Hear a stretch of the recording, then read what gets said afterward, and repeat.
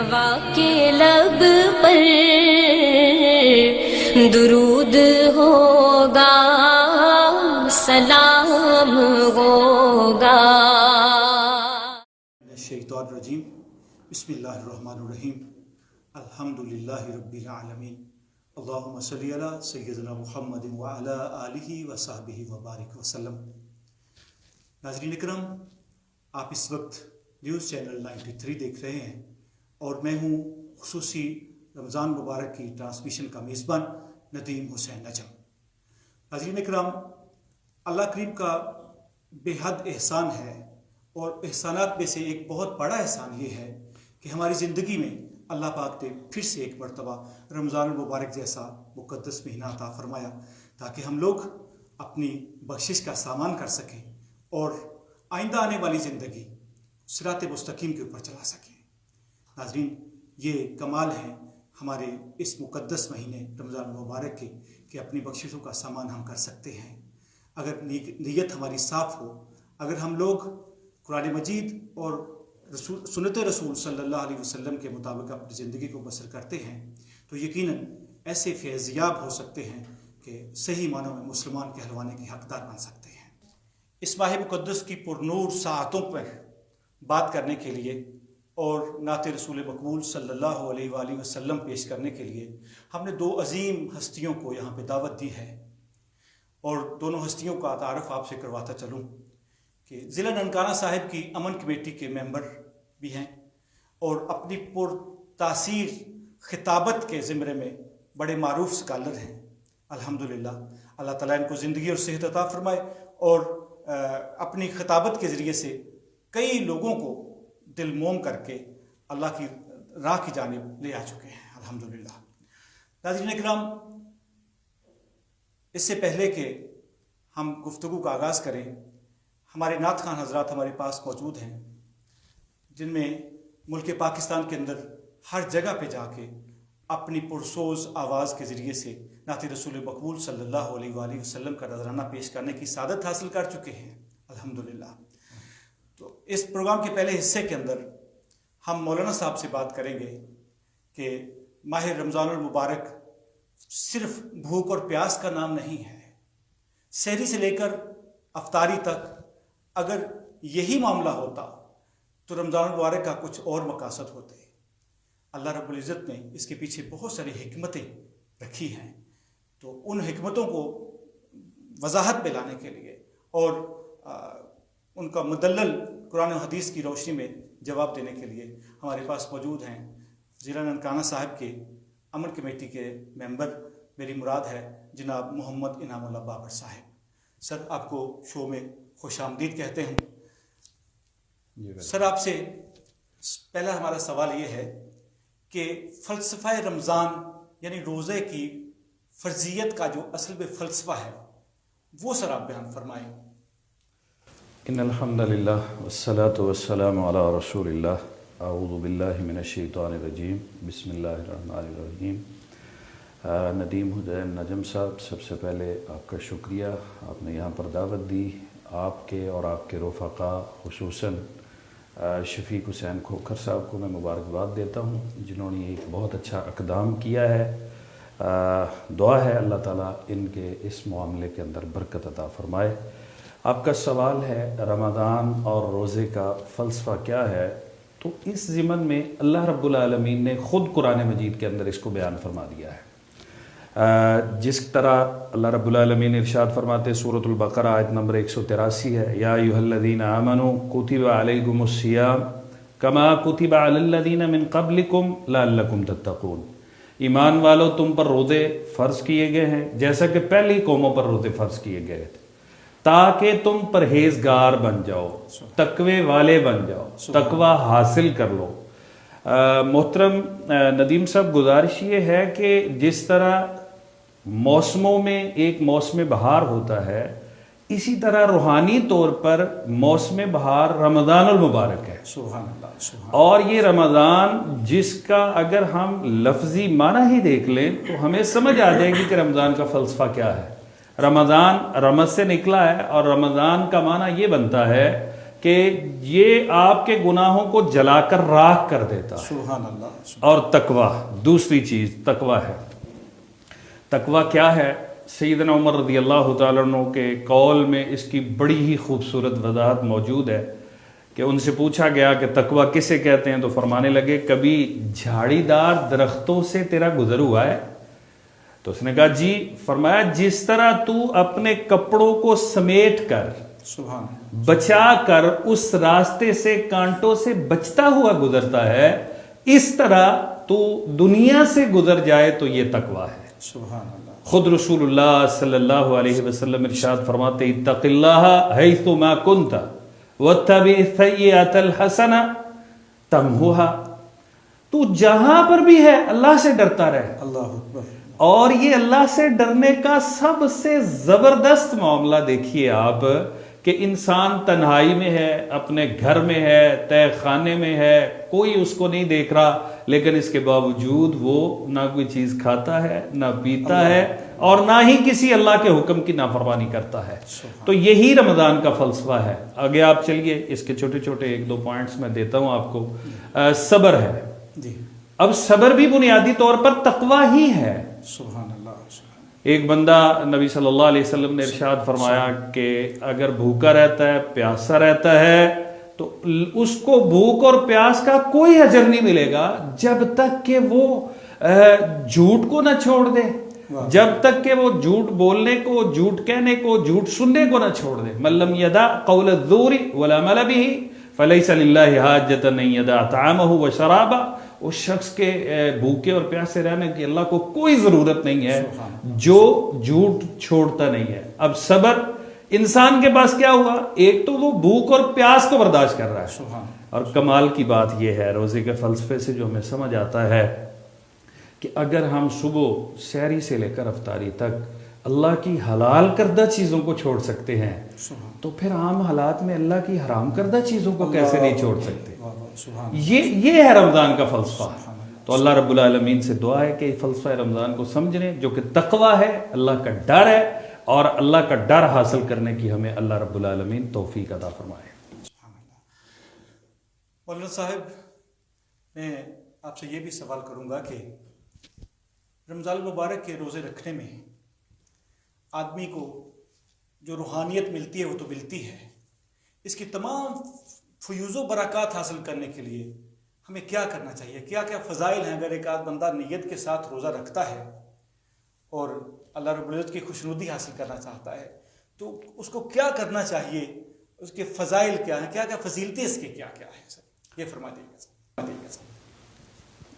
جی محترم، گزارش اس ضمن میں یہ ہے، اللہ رب العالمین نے اور ہمارے پیارے پیغمبر حضرت محمد رسول اللہ صلی اللہ علیہ وسلم نے اس ضمن میں ہمیں اتنا کچھ بتا دیا ہے. یقین جانیے، میں کہتا ہوں کہ لوگوں کو اس کی عظمت کا پتہ نہیں ہے اور غافل ہے. اور یہ میں نہیں کہہ رہا، اس سے اگلی بات خود محمد رسول اللہ صلی اللہ علیہ وسلم ارشاد فرماتے ہیں ذاک شہر تغفل عنہ الناس. یہ ایسا مہینہ ہے کہ لوگوں کو پتہ ہی نہیں ہے کہ اس کی عظمت کیا ہے، اس کی شان کیا ہے، وہ غافل ہیں، غفلت میں ہیں. سب سے پہلی اس کی فضیلت کے بارے میں عرض کرتا ہوں، شہر رمضان الذی انزل فیہ القرآن. میں کہتا ہوں رمضان المبارک کی اور فضیلت میں ایک آیت بھی نہ ہوتی تو یہی کافی تھا کہ اللہ کا کلام قرآن مجید فرقان حمید رمضان المبارک میں نازل ہوا ہے. یہ بہت بڑی، اور اللہ رب العالمین نے دوسری جگہ پر ارشاد فرمایا انا انزلناہ فی لیلۃ مبارکہ، ہم نے اس کو مبارک رات میں نازل کیا. تیسری آیت مبارکہ انا انزلناہ فی لیلۃ القدر، ہم نے اس کو قدر والی رات میں نازل فرمایا. صرف قرآن ہی نہیں، سابقہ ساری آسمانی کتابیں یہ رمضان المبارک میں نازل ہوئی ہیں. جیسا کہ ابراہیم علیہ السلام کے صحیفے رمضان کے شروع میں نازل ہوئے، تورات 7 رمضان المبارک کو نازل ہوئی، اسی طرح انجیل 13 رمضان المبارک کو نازل ہوئی، اسی طرح زبور جو ہے وہ 19 رمضان المبارک کو نازل ہوئی، اور قرآن مجید آخری عشرے کی تاکراتوں میں یا بعض روایات میں آتا ہے 25 رمضان المبارک 25ویں رات کو نازل ہوا. تو محترم، یہ ایک چیز. اس کے ساتھ ساتھ میں دوسری بات جو نبی کریم صلی اللہ علیہ وسلم نے ارشاد فرمایا اتاکم شہر، تمہارے پاس ایک ایسا مہینہ آ گیا ہے شہر مبارکن، جو بڑا ہی مبارک مہینہ ہے، شہر فیہ لیلتن، اس مہینے میں ایک رات ہے جو 84 سال 3 ماہ کی عبادت، سبحان اللہ سبحان اللہ، اس ایک رات کا عمل اتنا بڑا ہے کہ انسان کی ساری زندگی سے، ایوریج عمر آج کل ہمارے ہاں 50 سے 60 چل رہی ہے، تو 83 سال 84 سال کی عبادت کا اجر ہمیں مل جاتا ہے۔ اچھا، جب یہ رمضان آتا ہے تو رب العالمین رمضان کی پہلی رات جب چاند نظر آتا ہے، اعلان ہوتا ہے، لوگ تراویح کے لیے تیاری کرتے ہیں، تو نبی صلی اللہ علیہ وسلم نے ارشاد فرمایا اللہ ایک فرشتے کی ڈیوٹی لگاتے ہیں جو اعلان کرتا ہے یا باغی الخیر اقبل، اے بھلائی کے مانگنے والے آجا بڑھ آگے، آجا مانگ لے مجھ سے جو مانگنا ہے، تجھے جو بھلائی چاہیے میں دینے کے لیے تیار ہوں۔ اور دوسرا ساتھ صحیح جامع ترمذی کی حدیث ہے، دوسرا ارشاد فرمایا آپ نے کہ اللہ فرماتے ہیں یا باغی الشر اقصر، او برائی کے چاہنے والے رک جا، اپنے ہاتھوں کو روک دے، اپنے قدموں کو روک دے، اپنی زبان کو روک دے، اپنی نگاہوں کو روک دے، اپنی سماعتوں کو روک دے، رک جا، اب تو ٹھہر جا۔ کیوں؟ اس کے پیچھے سبب کیا ہے؟ آپ دیکھیے نا، میں نے آغاز میں عرض کیا کہ اللہ رب العالمین نے یہ نیکیوں کا ہمیں موسم بہار دیا ہے۔ اصل میں اللہ رب العالمین نے ایک چیز پیدا تو فرما دی ہے، جہنم بھی ہے، شیطان بھی ہے، سارا کچھ ہے، لیکن اصل اللہ رب العالمین کی چاہت یہ ہے کہ اس کا کوئی بندہ بھی جہنم میں نہ جائے۔ اصل اللہ یہ چاہتے ہیں، یہی وجہ ہے کہ 11 مہینے ہمارے گناہوں میں گزر رہے ہیں، اللہ سے غفلت میں گزر رہے ہیں، اللہ کو تو ناراض ہونا چاہیے، جبکہ رب العالمین ہمیں عنایت فرماتے۔ سبحان اللہ، فرمایا یہ رمضان آ گیا ہے، میں نے کیا کیا؟ صحیح مسلم میں نبی صلی اللہ علیہ وسلم کا فرمان ہے صفدت الشیاطین ومردت الجن، بڑے بڑے جو سرکش جن ہیں نا، جو شیطان کے چیلے ہیں، بڑے بڑے جو انسان کو گمراہ کرتے ہیں، خون کے اندر دوڑتے ہیں، دل میں وسوسے پیدا کر کے دین سے دور کرتے ہیں، اللہ نے ان کو بھی قید کر دیا ہے، اللہ نے شیطان کو بھی قید کر دیا ہے۔ اور میرے اللہ نے اس کے ساتھ ساتھ سبحان اللہ، اللہ رب العالمین فرماتے فتحت ابواب الجنہ، جنت کے 8 دروازے ہیں، کھول دیے گئے ہیں، اور پورے رمضان میں بند نہیں ہوں گے۔ جہنم کے 7 دروازے ہیں، 7 کے 7 بند کر دیے گئے ہیں، اور پورا مہینہ بند رہیں گے، ایک بھی نہیں کھلے گا۔ اب یہ سارا پروٹوکول ایک مسلمان کو، اسلام والے کو، دین والے کو، اللہ والے کو اللہ دے رہے ہیں، یار اب تو آجا میری جانب، میری رحمت تیری منتظر ہے۔ وہ بالکل منظر بنے گا کہ اللہ رب العالمین نے فرمایا جب بندہ میری طرف چل کے آتا ہے میری رحمت دوڑ کے اس کی جانب چلتی ہے۔ حضرت اس کے ساتھ ساتھ اگلی چیز میں ایک اور عرض کر دوں تو نبی صلی اللہ علیہ وسلم نے ارشاد فرمایا کہ ان للہ اتقاء وذالک فی رمضان، اللہ رب العالمین ہر روز لوگوں کو جہنم سے آزاد کرتے ہیں، اور یہ پورا رمضان ہوتا رہتا ہے۔ سبحان اللہ سبحان اللہ، پورا رمضان میرا اللہ لوگوں کو جہنم سے آزادی دیتا ہے۔ دوسری روایت کے لفظ ہیں وَذَلِكَ فِي كُلِّ لَيْلَةٍ، ایک روایت میں دن کے لفظ ہیں کہ ہر دن میں اللہ لوگوں کو جہنم سے آزادی دیتے، دوسری حدیث کے لفظ ہیں ہر رات میرا اللہ لوگوں کو جہنم سے آزادی دیتا ہے، اور رمضان کا پورا مہینہ یہ سلسلہ جاری رہتا ہے۔ ڈیلی میرا اللہ ڈیلی روزانہ کی بنیاد پر لوگوں کو جہنم سے آزادی دیتا ہے۔ اور لِكُلِّ مُسْلِمٍ دَعْوَةٌ مُسْتَجَابَةٌ، ہر روز ہر دعا مانگنے والے مسلمان کی ایک دعا کو میرا اللہ ضرور قبول کرتا ہے۔ سبحان اللہ۔ اب آپ میری بات کو، اس بات کو جو آغاز میں نے حدیث مبارکہ اللہ کے رسول صلی اللہ علیہ وسلم کی بیان فرمائی ذاک تغفل عنہ الناس، کہ لوگ اس میں غافل ہیں۔ آپ اندازہ کریے اب کون شخص ہے جو اتنے بڑے نفع کے سودے کو نہیں کرے گا، لیکن لوگوں کو غفلت نہیں پتا، اہمیت کا اندازہ نہیں ہے۔ اور جبکہ دوسری جانب آپ دیکھیے یہ کتنی بڑی عظمت اور فضیلت کی دن ہمارے آج گزر رہے۔ نبی صلی اللہ علیہ وسلم نے ارشاد فرمایا جو بندہ ایک دن کا روزہ رکھتا ہے، ایک دن کا، اور میں جو بات کر رہا ہوں یہ نفلی روزے کے متعلق ہے، فرضی کی بات نہیں کر رہا، اللہ تعالیٰ اس کے چہرے سے جہنم کو 70 سال کے لیے دور کر دیتے ایک روزے کے ساتھ، نفلی، وہ بھی نفلی روزہ۔ اللہ اکبر۔ اب آپ بتلائیے گا کہ جب فرضی روزہ ایک مسلمان رکھے گا تو اس کا اجر اور ثواب کہاں جائے گا؟ دوسری بات، نبی صلی اللہ علیہ وسلم نے فرمایا جو بندہ رمضان میں روزہ نہیں رکھتا، جو روزہ نہیں رکھتا ظاہر ہے وہ کھانے پینے کے لیے نہیں رکھتا. آپ نے فرمایا معراج کی رات مجھے ایک بڑی مشکل چوٹی کے اوپر لے جایا گیا، پہاڑ پر فرشتوں نے مجھے پکڑ کر چڑھایا، میں نے دوسری جانب دیکھا تو کچھ لوگوں کی باچھیں چیری جا رہی تھی، یہاں سے دونوں جانب سے چھرے کے ساتھ ان کو چیرا جا رہا تھا. مجھ سے برداشت نہ ہوا کہ انسانوں کے ساتھ یہ معاملہ آ رہا ہے، جبرائیل امین یہ کیا ہو رہا ہے؟ تو جبرائیل امین نے مجھے بتلایا یہ وہ لوگ ہیں جو رمضان المبارک میں دن کے وقت کھاتے اور پیتے رہتے تھے. آپ اندازہ کریں. اور اس کے ساتھ ساتھ میں ایک اور حدیث اسی ضمن میں عرض کر دیتا ہوں. نبی صلی اللہ علیہ وسلم نے فرمایا کہ جو بندہ ایک فردی روزہ جان بوجھ کر چھوڑ دے گا، اگر وہ ساری زندگی بھی روزے رکھتا رہے تو اس کی قضا نہیں ہو سکتی. اللہ ہمیں سمجھنے کی توفیق عطا فرمائے. جی ناظرین، جیسا کہ حضرت صاحب فرما رہے تھے ابھی کہ رحمتوں کا ایک سمندر ہے جو چلتا جا رہا ہے، اور اس روانی کے ساتھ چلتا جا رہا ہے کہ ہر کوئی اس میں سے اپنا حصہ حاصل کر سکتا ہے. اب یہ ہمارے اپنے اوپر ڈپینڈ کرتا ہے کہ ہم اس سمندر سے کتنی رحمتوں کو سمیٹتے ہیں اپنے دامن کے اندر. ہم گناہ گار لوگ ہیں، ہمیں چاہیے کہ اللہ تعالیٰ کی رحمتوں کے سمندر کے اندر غوطہ ہو جائیں اور معافی مانگ لیں اللہ تعالیٰ سے. ناظرین، یہاں پہ ہم رکھتے ہیں چھوٹا سا بریک کے بعد ملتے ہیں. نوا کے لب پر درود ہوگا، سلام ہوگا.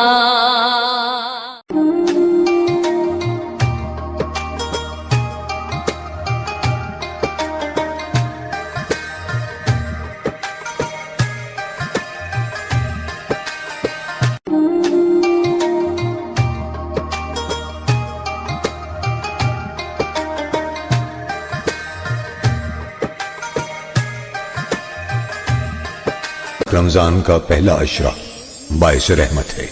اللہم اغفر وارحم وانت خیر الراحمین. اے اللہ مجھے بخش دے، مجھ پر رحم فرما، تو سب سے بہتر رحم فرمانے والا ہے. جدھر وہ عالی مقام ہوگا. کورونا سے ڈرنا نہیں، بچنا ہے. اپنے گھر اور کپڑوں کو صاف رکھنا ہے، اپنے ہاتھوں کو صاف رکھنا ہے. مولی واشنگ پاؤڈر، داغ اب کوئی مسئلہ نہیں. نوا کے لب پر درود ہوگا، سلام ہوگا. جی ناظرین، ویلکم بیک. 93 میں ایک مرتبہ پھر آپ کو خوش آمدید کہتے ہیں. جیسا کہ مولانا صاحب نے بہت پیاری باتیں فرمائی اور رمضان المبارک کے جیسے فضائل بیان کیے. اللہ کرے کہ ہماری قسمت ایسی ہو کہ ہم لوگ اس کو سمیٹ سکیں. اللہ تعالیٰ کی رحمتوں کو ہر بندہ سمیٹے تو انشاءاللہ تعالیٰ اللہ بھی خوش ہوگا اور نبی کریم صلی اللہ علیہ وسلم کی ذات اقدس بھی ہم پہ خوش ہو جائے گی. مولانا صاحب، ایک اور سوال جو رات سا ایک ایشو اٹھا ہوا ہے کہ قادیانیوں کو اقلیتی کمیشن میں شامل کرنے کی جو باتیں ہو رہی ہیں، اس میں شرعی نقطہ نظر پہ آپ ذرا وضاحت فرما دیں. ندیم صاحب، بالکل ایسے ہی ہے. میں بھی رات سے سوشل میڈیا سے اٹیچ ہوں. یہ بڑا ایک مین ایشو بنا ہوا ہے. تو گزارش یہ کہ اللہ رب العالمین نے قرآن مجید فرقان حمید کے اندر ارشاد فرمایا ما کان محمد ابا احد من رجالکم ولکن رسول اللہ وخاتم النبیین. محمد صلی اللہ علیہ وسلم مردوں میں سے کسی کے باپ نہیں ہیں، لیکن وہ اللہ کے رسول ہیں اور خاتم النبیین ہیں. خود رسول اللہ صلی اللہ علیہ وسلم ارشاد فرماتے ہیں کہ میری امت میں 30 جھوٹے دجال آئیں گے اور ان میں سے ہر ایک یہ سمجھے گا کہ وہ نبی ہے، لیکن میرے بعد کوئی نبی نہیں آئے گا، میں خاتم النبیین ہوں. گزارش یہ ہے کہ قادیانیوں کو اقلیت شمار کرنے میں شرعی نقطہ نظر یہ ہے کہ وہ اقلیت نہیں ہیں، وہ مرتد ہیں. وہ قادیانی بننے سے پہلے، اس فتنے کا شکار ہونے سے پہلے وہ مسلمان تھے اور انہوں نے اسلام میں آ کر اسلام کے صرف ایک عقیدے کو اور جو ہمارے لیے سب سے بڑا عقیدہ ختم نبوت، اس کو ٹھیس پہنچائی ہے۔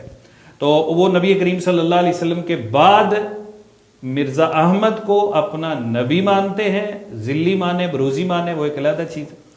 رہا مسئلہ، اب آج بعض لوگ کہتے ہیں جی کہ ان کی اولادیں تو وہ جو ہے نا وہ نہیں ہیں، مرتد نہیں ہیں، تو ان کی اولادوں میں سے جب بھی کوئی جوان ہوتا ہے پہلے وہ محمد رسول اللہ صلی اللہ علیہ وسلم پر ایمان لاتا ہے، اس کے بعد وہ مرزا احمد کو بھی اپنا نبی مانتا ہے، اس کی ذیل میں، ذل میں، بروز میں، جس میں بھی مانے، لہٰذا وہ بھی مرتد ہیں۔ مرتد کی سزا نبی کریم صلی اللہ علیہ وسلم ارشاد فرماتے من بدل دینا فاقتلوہ، جو دین کو تبدیل کر دے اس کی سزا قتل ہے۔ لہٰذا یہ اقلیت نہیں ہے، اقلیت وہ ہے کہ جو اپنے آپ کو غیر مسلم تسلیم کرتے ہیں۔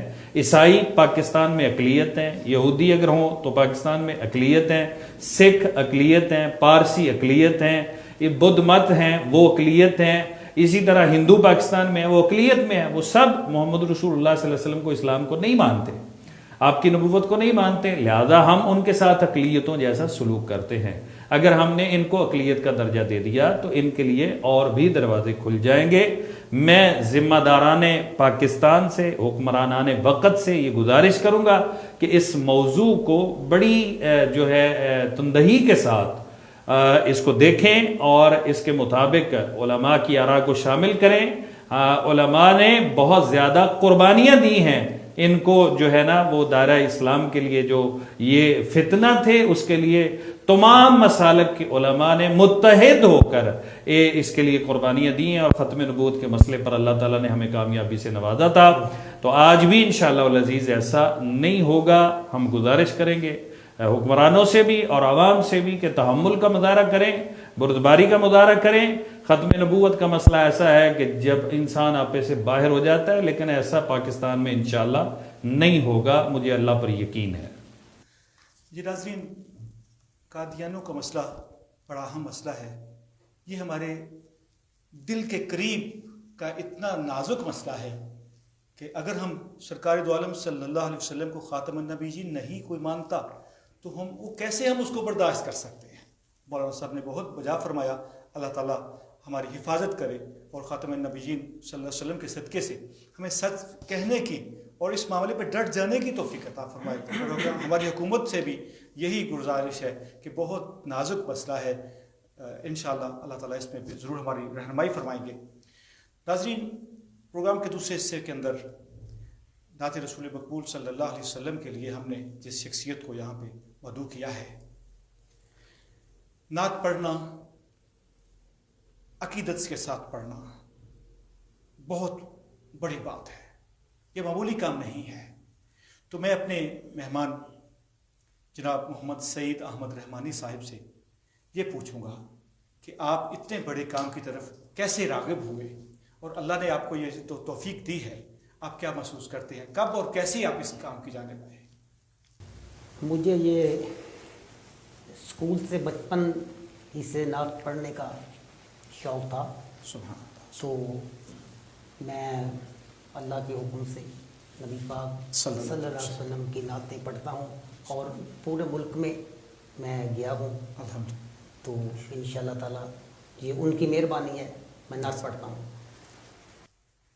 ایک نام بچاتا ہے مجھے رنج و علم سے، ایک نام بچاتا ہے مجھے رنج و علم سے، ایک ذات ہے جو مجھ کو بکھرنے نہیں دیتی، کوئی اور بچائے نہ بچائے مجھے ناصر، ایک نعت ہی سرکار کی مرنے نہیں دیتی۔ تو میں رحمانی صاحب سے گزارش کرتا ہوں کہ سرکار دو عالم صلی اللہ علیہ وسلم کے لیے واہ کیا حسن ہے محبوب نرالا تیرا، واہ کیا حسن ہے محبوب نرالا تیرا، خود ہے خلاق جہاں چاہنے والا تیرا خود ہے خلاق جہاں، چاند تارے ہیں تیرے رخ سے ضیائیں لیتے، چاند تارے ہیں تیرے رخ سے ضیائیں لیتے،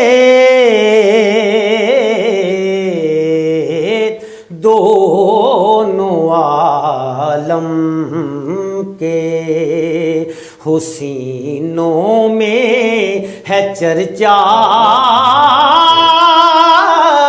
تیرا، واہ کیا حسن ہے، خوشبو خالق نے عطا کی ہے نرالی تجھ کو،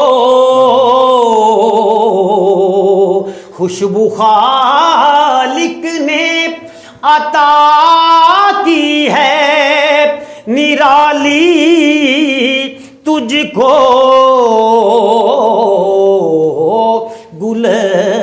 گلستان ڈھونڈتے پھرتے ہیں پسینہ تیرا، واہ کیا حسن ہے، تیری اولاد پہ اجداد پہ رہتا ہے درود، یا رسول اللہ تیری اولاد پہ اجداد پہ رہتا ہے درود،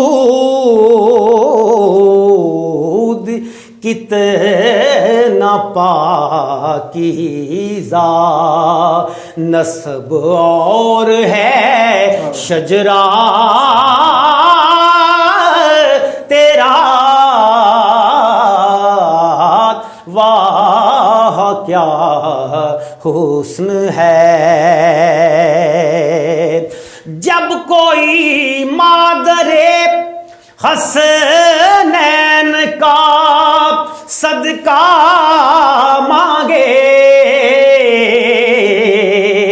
جب کوئی مادرے حسنین کا صدقہ مانگے، جوش میں آتا ہے پھر موج کا دریا تیرا، واہ کیا حسن ہے، تیرے اجمل کی تمنا ہے کئی برسوں سے، تیرے اجمل کی تمنا ہے کئی برسوں سے، خواب میں چوم لے، خواب میں چوم لے، کبھی آ کر تلوار تیرا، واہ کیا حسن ہے۔ سبحان اللہ سبحان اللہ، اللہ تعالیٰ آپ کی آواز میں اور برکتیں عطا فرمائے۔ بہت ماشاءاللہ آپ نے خوبصورت کلام پڑھا اور پڑھنے کا حق ادا کر دیا، اللہ پاک آپ قبول و منظور فرمائے۔ اللہ رب العزت ہمیں مقام رمضان سمجھنے کی توفیق عطا فرمائے، اس ماہ مقدس کے صدقے سے عالم اسلام کو یکجہتی نصیب فرمائے، کشمیر کو آزادی عطا فرمائے، عالمی وبا سے ہمیں نجات عطا فرمائے، اور بالخصوص میں یہ دعا کرتا ہوں अल्लाह रब्बुल इज़्ज़त ख़त्म नबूवत के अक़ीदे पर हमारी हिफाजत फरमाए। मैं आप दोनों मेहमानों का बेहद मशकूर हूँ 93 चैनल की जानिब से कि आप तशरीफ़ लाए सर। आप मौलाना साहब आपका बहुत शुक्रिया, अल्लाह ताला आपको अपने हिफ्ज़ो-मान में रखे। और आपको सर आपका बहुत शुक्रिया, अल्लाह रब्बुल इज़्ज़त आपको अपने हिफ्ज़ो-मान में रखे और आपकी आवाज़ में मज़ीद अल्लाह ताला जो है वो बरकत अता फरमाए। नाज़रीन, इसके साथ ही हमारा आज का ये रमज़ान मुबारक के ख़ुसूसी ट्रांसमिशन का प्रोग्राम ख़त्म होता है। अल्लाह ताला से इस दुआ के साथ अल्लाह हमारा हामी नासिर हो। अस्सलामु अलैकुम व रहमतुल्लाह। नवा के लब पर दुरूद होगा, सलाम होगा। समेटिए उम्रा की बाबरकत सादत अब मूली वॉशिंग पाउडर के संग। मूली वॉशिंग पाउडर का 1 किलोग्राम पैक खरीदें। पैक में मौजूद कोड को 0333330671 पर बजरिया SMS सेंड करें और कुर्रा अंदाजी में जीतें उम्रा का package, motor bike, fridge, washing machine और ढेरों कीमती इनामात। तो आज ही मूली वॉशिंग पाउडर का 1 किलोग्राम पैक खरीदें और पाएं बैतुल्लाह की जियारत का मौका। मूली वॉशिंग पाउडर, दाग अब कोई मसला नहीं।